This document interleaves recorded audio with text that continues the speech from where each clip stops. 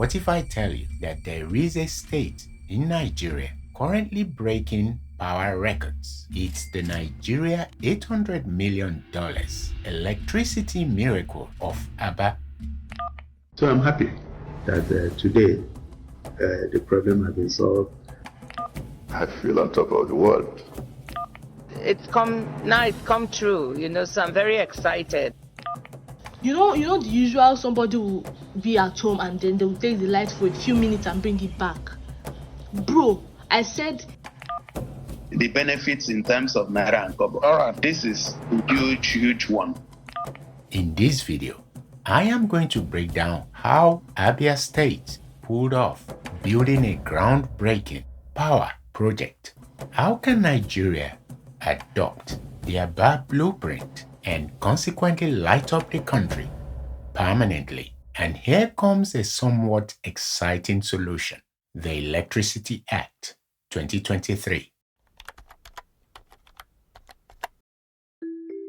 The Electricity Act 2023 and the constitutional amendments that preceded it didn't just change the law, it broke a 60-year monopoly. With that act, the federal government has officially stepped back to allow states to generate, transmit, and distribute electricity within their own borders.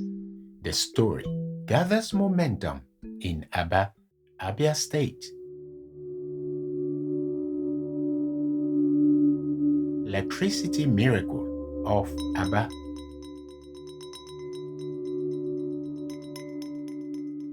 The 188 megawatt geometric power plant was commissioned in February 26, 2024. So I'm happy that today the problem has been solved.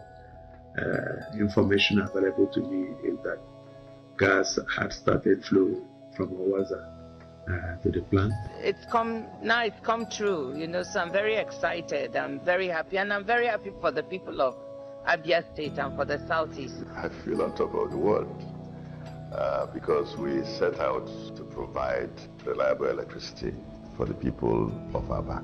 I'm finding it hard to find the words to express how I feel. I'm excited that the day has finally come where what we have been promising in Diaba has come true. That is, that we'll be able to give them reliable and affordable power so that they can focus on doing their business with lower operational costs. It is the first integrated power project in Nigeria.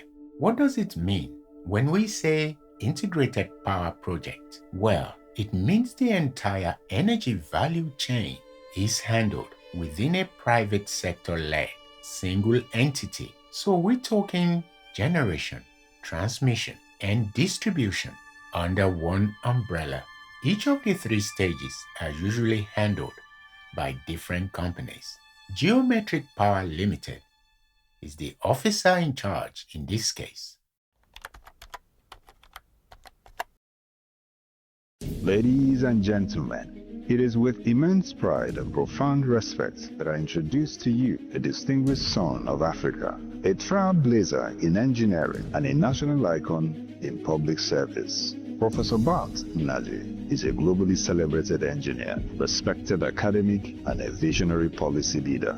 He is well known as the founder and chairman of Geometric Power Limited, the very first indigenous private power company in Nigeria. Through this pioneering initiative, he helped reshape the narrative of electricity generation and distribution in the country, laying the groundwork for independent power production and helping drive the liberalization of Nigeria's power sector. A key figure in Nigeria's power sector reform journey, Professor Nnaji was appointed Minister of Science and Technology in 1993, the youngest then to ever hold such a portfolio, and ultimately Minister of Power between 2011 and 2012. Seeing the quality of mind behind geometric power, are we any surprised that the project has taken off? tell me how I've been in this Aba for 4 days now. I came back to this Aba 4 days ago, and since the day I came back till now, guys, they've not taken the lights. Like, there has never been a moment, even a split second, that this light was taken and brought back. You know the usual, somebody will be at home and then they will take the light for a few minutes and bring it back. Bro, I said this light has not blinked a bit since I came back. It's been 4 days now. I don't know about the previous days I have not been around, but I came back since 4 days ago and there is still light. 4 days ago, they have not blinked it, and we are using prepaid meter. The prepaid meter has still been on since 4 days now. So this thing they are saying about Aba is true. I said I don't charge my phone, I don't tire. I have charged my phone. Right now my phone is 32% and I'm not even scared. I know they even fear.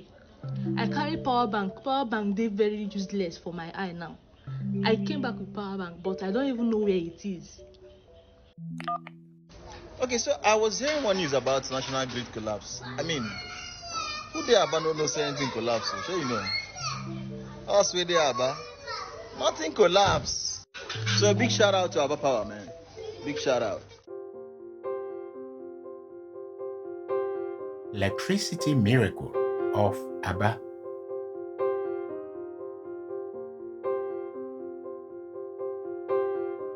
How did Alex Oti turn Aba and its close environs from dark to light? A few days ago, the Vice President Kashim Shettima inaugurated the 188 megawatt geometric power plant in Aba, in Abia State, to accelerate power supply to industrial clusters in the region.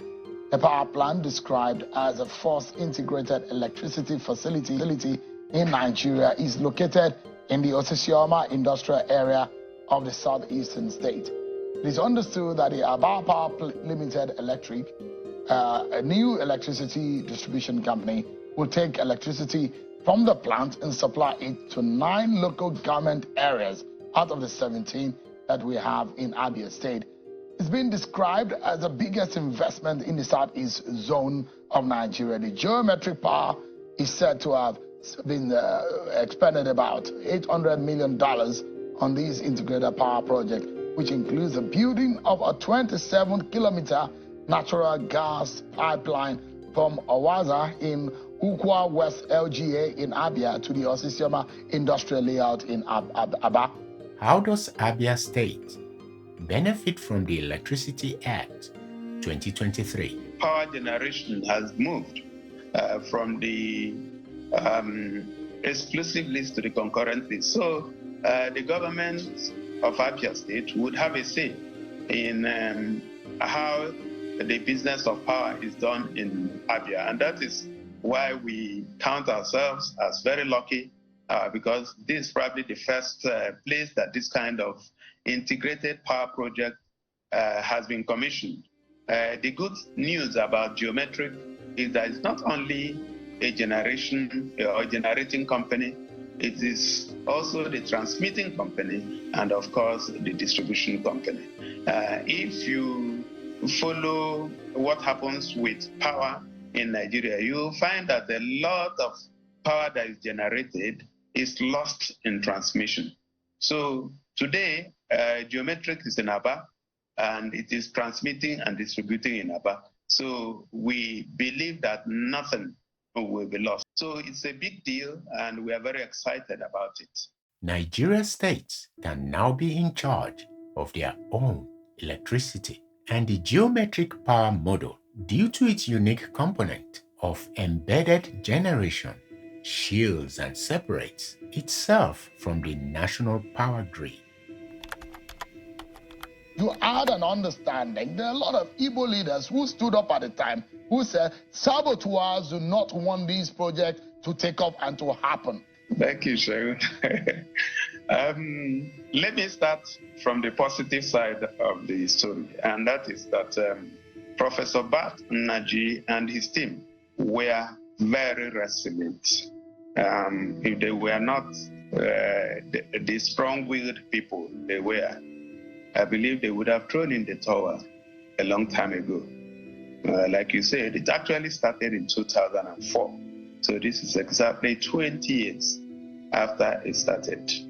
But the good news, Shehu, is that we now have power in Aba. I think that's the most important. Nigeria has its challenges. You must be really resilient to get projects off the ground and across the line, especially one as huge as this one. The beauty of what transpired is that there is now a blueprint, and let's not take blueprints for granted because the good ones are often transformational.